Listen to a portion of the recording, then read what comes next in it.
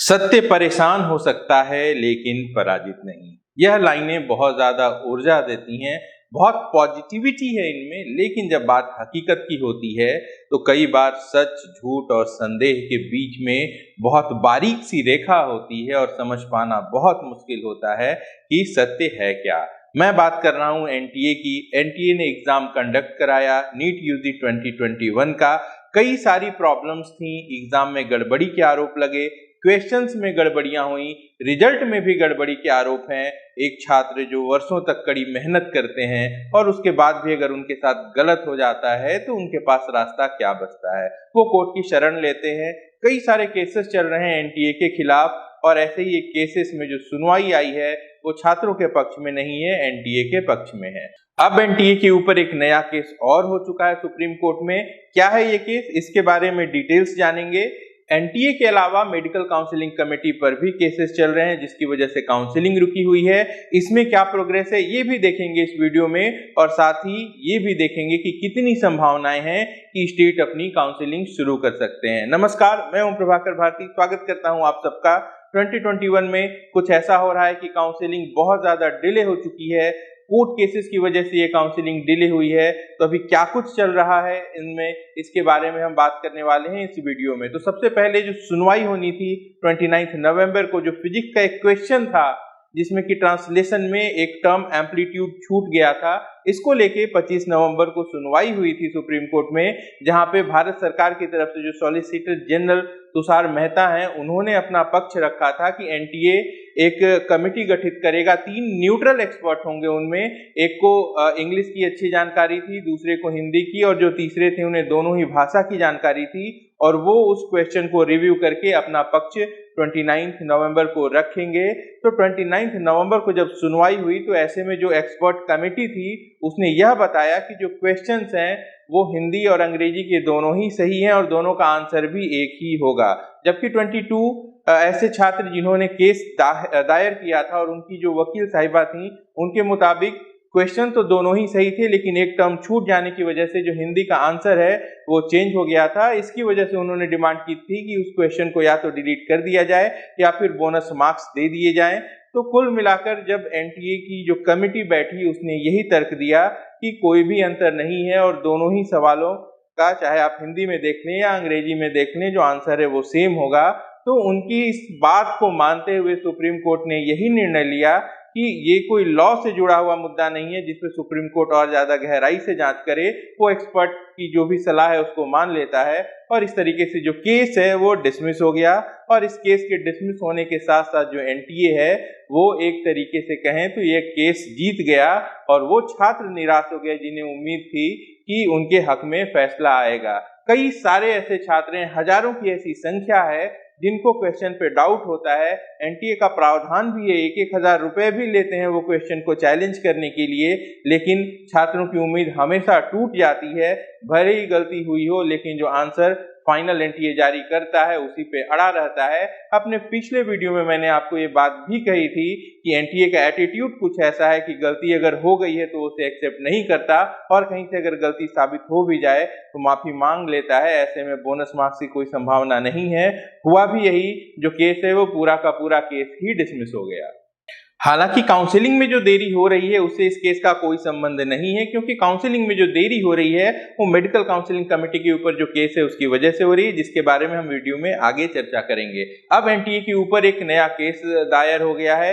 6 student हैं जिन्होंने आरोप लगाया है एनटीए पे कि उन्हें ओएमआर में जितने मार्क्स मिल रहे थे उसके मुताबिक उन्हें रिजल्ट में मार्क्स नहीं मिले हैं। जो अंतर है वो काफी ज्यादा है। एक छात्र का ये दावा है कि उसे 675 मार्क्स जो है ओएमआर के हिसाब से मिल रहे थे, लेकिन रिजल्ट में उसके सिर्फ 52 मार्क्स हैं। जी हाँ, रिजल्ट के हिसाब से वो क्वालिफाई भी नहीं है। वहीं दूसरे छात्र का ये कहना है कि उसे ओएमआर के मुताबिक 545 मार्क्स मिले थे, लेकिन रिजल्ट 0 है। वहीं एक तीसरे स्टूडेंट का ये कहना है कि उसे OMR के मुताबिक 585 मार्क्स मिलने थे, लेकिन रिजल्ट में 164 मार्क्स हैं। तो ये जो केस है ये दर्ज हो चुका है सुप्रीम कोर्ट में, और इस पे जो अगली सुनवाई है वो 13 दिसंबर को होनी है। अब देखना है कि इसमें NTA अपना क्या पक्ष रखता है और जो सच्चाई है वो सामने आ पाती है या फिर नहीं। आइए अब समझते हैं कि जो काउंसलिंग में देरी हो रही है इसकी क्या वजहें हैं और आगे क्या संभावनाएं हैं। आप सब जानते हैं कि आरक्षण का मुद्दा है 27% OBC, 10% EWS का आरक्षण, जो अब तक ऑल इंडिया कोटे में सिर्फ सेंट्रल इंस्टीट्यूशंस में मिलता आया था, इसे टोटल सीट्स पे लागू कर दिया गया था और इसके खिलाफ पीजी के कुछ स्टूडेंट सुप्रीम कोर्ट पहुंचे थे। यह बात भी समझ लीजिए कि ये शुरुआत पीजी के छात्रों के लिए हुई थी, लेकिन अब जो मैटर है वो ओवरऑल एडमिशन का है और MCC जो है वो इसमें रेस्पोंडेंट है, तो MCC की तरफ से ही काउंसलिंग रुकी हुई है। फिलहाल यह मुद्दा रिजर्वेशन से हटकर EWS का जो रिजर्वेशन है उसकी क्या क्राइटेरिया होनी चाहिए इस पर केंद्रित हो गया है। 25 नवंबर को जब कोर्ट में सुनवाई हो रही थी, ऐसे में सरकार ने पहल करते हुए अपने तरफ से यह बात कही कि हमें 4 हफ्ते का वक्त मिलना चाहिए, हम EWS की जो क्राइटेरिया है, जो एलिजिबिलिटी क्राइटेरिया है, उसको रीडिफाइन करना चाहते हैं। तो एक तरीके से सरकार ने खुद ही इंटरेस्ट शो किया यहाँ पे काउंसलिंग को डिले करने का, क्योंकि उनका तर्क ये था कि EWS को रीडिफाइन करना अभी बहुत ज्यादा जरूरी है। ऐसे में सुप्रीम कोर्ट ने एक नई डेट दे दी जो कि 6 जनवरी 2022 की है। ऑलरेडी काउंसलिंग यहाँ इतनी डिले हो चुकी है, ऐसे में इतना लंबा वक्त देना काफी ज्यादा निराशाजनक था। लेकिन यहाँ पर पहल की फोर्डा ने। फोर्डा एक संगठन है, रेजिडेंट डॉक्टर्स का संगठन है जो कि दिल्ली से संचालित होता है, लेकिन दूसरे सभी राज्यों में स्थानीय स्तर पे जो भी वहाँ के रेजिडेंट डॉक्टर्स हैं वो भी इसी तरीके के डॉक्टर्स एसोसिएशन से जुड़े हुए हैं और ये सब के सब जो फोर्डा है इससे भी जुड़े हुए हैं।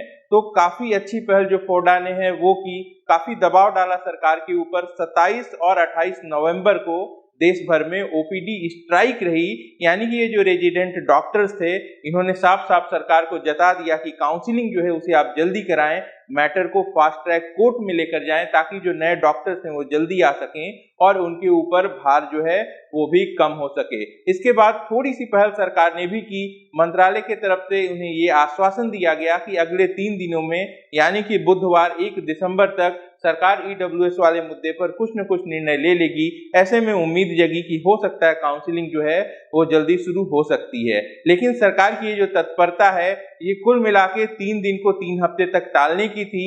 1 दिसंबर नहीं, 30 नवंबर को ही सरकार की तरफ से एक बयान आया और उस बयान में सरकार ने ये कहा कि ये जो EWS का क्राइटेरिया का मैटर है इसको हम जरूर डिफाइन करेंगे, इसके लिए एक कमेटी बनेगी, इसमें भी 3 लोग होंगे और कम से कम 3 हफ्ते का वक्त लगेगा। ऐसे में अब आगे की संभावनाएं देखें तो आज 1 दिसंबर है, 3 हफ्ते यहाँ से जोड़ लेते हैं तो 21 दिसंबर का वक्त होता है। अगर 21 दिसंबर तक सरकार जो है वो अपना ड्राफ्ट तैयार कर लेती है EWS के रिजर्वेशन को लेकर, तो उसे सुप्रीम कोर्ट में रखने के लिए नई तारीख की डिमांड करेगी। सर्दियों की छुट्टियां भी हैं, तारीख मिले न मिले, अगर सर्दियों की छुट्टियां हो जाती हैं तो फिर से ये जो डेट है पोस्टपोन होके जनवरी फर्स्ट वीक में ही चला जाएगा। 6 जनवरी को पहले से ही डेट निर्धारित है, ज्यादा से ज्यादा 1-2 दिन यहाँ पर कम हो सकते हैं। तो कुल मिला के सरकार ने पहले तो आश्वासन दिया, लेकिन फिर से सिचुएशन जो है वो पूर्ववत हो चुकी है। 6 जनवरी को ही सुनवाई होगी। लेकिन दूसरी राहत भरी खबर ये है कि जो फोर्डा संगठन है इन्होंने अपना विरोध तेज कर दिया है और थोड़ी देर पहले इन्होंने एक चिट्ठी जारी की है जिसमें ये बताया है कि ये 3 दिसंबर से कंप्लीटली स्ट्राइक पर जा रहे हैं, यानी कि सिर्फ OPD नहीं, सभी तरह की जो सेवाएं हैं वो इनकी बंद रहेंगी और पूरे देश भर से इन्हें समर्थन मिल रहा है, यानी कि पूरे देश भर में ऐसे जितने भी रेजिडेंट डॉक्टर्स हैं ये अपनी सेवाएं नहीं देंगे। हो सकता है सरकार दबाव में आके फिर से अपने इस डिसीजन को रिव्यू करे, वो एक फास्ट ट्रैक कोर्ट में इस मैटर को ले जाए और जल्दी से अपनी ड्राफ्टिंग कर ले, तब जाके ही काउंसलिंग के आगे शुरू होने की उम्मीद है। अदरवाइज जो डिले है वो ऐसा ही रहने वाला है। यहाँ पर ध्यान दीजिएगा कि यह मुद्दा जो है वो UG या PG का नहीं है, मेडिकल काउंसलिंग कमेटी जो है वो रिस्पोंडेंट है और जो मुद्दा है वो रिजर्वेशंस का है।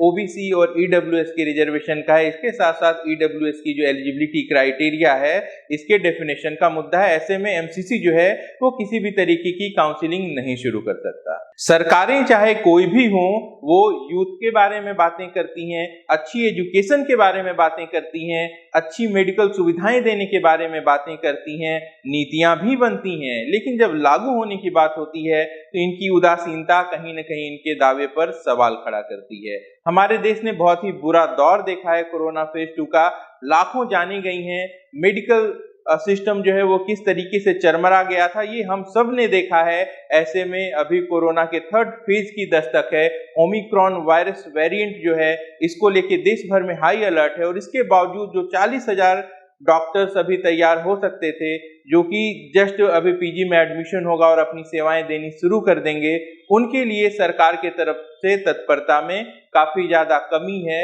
एडमिशन 1 महीने के लिए टाल देना इस बात को दर्शाता है सरकार अगर चाहती तो जो पुराना क्राइटेरिया है उसी के बेसिस पे एडमिशन ले सकती थी, लेकिन यहाँ पे सरकार को जल्दीबाजी ईडब्ल्यूएस के डेफिनेशन की है।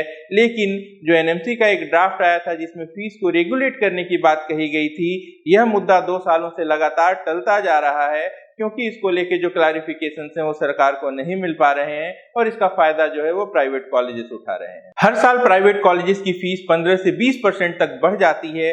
सीट्स तो जरूर बढ़ रही हैं हर साल, लेकिन जो बजट है वो भी इतनी तेजी से बढ़ रहा है कि मध्यम वर्गीय परिवार इसके बारे में सोच भी नहीं सकता। हालांकि एनईएक्सटी की जब से अनाउंसमेंट हुई थी, जब से यह तय हुआ था कि जो बच्चे विदेश से पढ़ाई करके आएंगे उन्हें भी एनईएक्सटी का एग्जाम देना होगा, कई सारे ऐसे छात्र थे जो कि भारत में प्राइवेट कॉलेजेस की फीस अफोर्ड करने में असमर्थ थे। उन्होंने अब्रॉड के ऑप्शन को सही समझा क्योंकि वहां पे कम खर्च में पढ़ाई हो जाती है, लेकिन अलग अलग देश के अलग अलग नियम हैं, अलग अलग वहां पे टाइम ड्यूरेशन है कोर्सेज का। और इससे संबंधित भी एक नया गैजेट जारी हुआ है भारत सरकार का, जिसने फिर से मुश्किलें खड़ी कर दी हैं उन स्टूडेंट के सामने जो कि आर्थिक समस्या के कारण विदेश में जाके एडमिशन लेना चाहते थे। अब उनके लिए विदेश में जाके पढ़ाई करना भी बहुत ज्यादा मुश्किल हो गया है। सरकार ने कुछ ऐसे नियम बना दिए हैं जिसकी बदौलत कई सारे तो ऐसे अब्रॉड की ऐसी कंट्रीज हैं जो कि सीधे ही लिस्ट से बाहर हो जाएंगे स्टूडेंट की, क्योंकि वहां जो कोर्स ड्यूरेशन है वो छोटा हुआ करता था। सरकार ने 54 मंथ के मिनिमम कोर्स ड्यूरेशन की क्राइटेरिया लगा दी है, तो ऐसे में उन कंट्रीज में स्टूडेंट पढ़ाई ही नहीं कर पाएंगे। वहीं कई सारे देश ऐसे हैं जहां पे 6 साल की पढ़ाई होती थी, वहां पे सरकार ने अब ऐसा नियम लगा दिया है कि 1 साल वहां पे आपने जो इंटर्नशिप किया है वो ठीक है, इंडिया में आने के बाद आपको NEXT 1 देना है और वो क्लियर करने के बाद आपको 1 साल फिर से इंटर्नशिप करनी है। तो ऐसे में एक स्टूडेंट जो कि अब्रॉड से ऐसे कंट्री से पढ़ाई करके आएगा उसके लिए जो कोर्स ड्यूरेशन है वो 7 से 8 साल का भी मिनिमम हो सकता है। तो कहीं न कहीं ये भी बच्चों के ऊपर एक नए तरीके का प्रेशर आ चुका है, यानी कि अब उनके अब्रॉड जाने का रास्ता भी बंद हो गया है। यह नुकसान भी छात्र ही उठाएंगे और फायदा कौन उठाएगा? फायदा वो प्राइवेट कॉलेजेस उठाएंगे जो कि नए खुले हैं, जिनकी फीस ज्यादा है। भारी संख्या में जो छात्र अब्रॉड जा रहे थे उससे यहाँ का जो बजट है वो सीट खाली होने पे कम हो जाया करता था, लेकिन अब ये छात्र मजबूरी में जब विदेश नहीं जा पाएंगे तो कॉलेजेस के पास हाई बजट पे एडमिशन लेने का एक सुनहरा मौका होगा। सरकार के दावे एक तरफ और हकीकत एक तरफ। खैर जो भी हो, इंतजार के अलावा कोई दूसरा चारा नहीं है। तो आप में से ऐसे स्टूडेंट जो कि इस बात को लेकर चिंतित हैं कि अगर स्टेट की काउंसिलिंग शुरू हो जाएगी तो राउंड 1 की जो कट ऑफ है वो बहुत ज्यादा हाई हो जाएगी, उनका ध्यान में इस बात पर खींचना चाहता हूं कि ईडब्ल्यूएस की अगर क्राइटेरिया चेंज होती है तो किसी भी स्टेट में अगर पहले काउंसलिंग करा दी जाए और अलॉटमेंट्स करा दिए जाएं तो उसको खारिज करके एक बार दोबारा से अलॉटमेंट कराना होगा।